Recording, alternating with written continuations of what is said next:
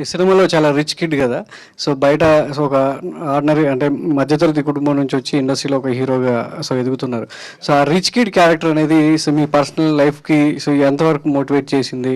So ఆ క్యారెక్టర్లోకి వెళ్ళడానికి నాని ఇచ్చినటువంటి ఇన్పుట్స్ కావచ్చు, మీ నుంచి ఆ ఎనర్జీ స్క్రీన్ మీద ప్రజెంట్ చేయడానికి ఎట్లా కష్టపడేవాళ్ళు?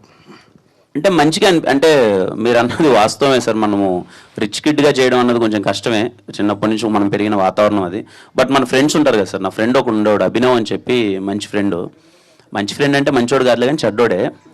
ఎందుకన్నా నాకు గర్ల్ ఫ్రెండ్ని, అది ఎందుకు లేదు వేరే విషయంలో. కానీ మనోడు బిహేవియర్ ఒకటి ఉండేది సార్. బాగా డబ్బులు ఉంటుంది కానీ మా దగ్గర చాలా అల్లరి చిల్లరగా బిహేవ్ చేసేవాడు. వాడి తాలూకు హావభావాలు కొన్ని పట్టుకున్నాను సార్.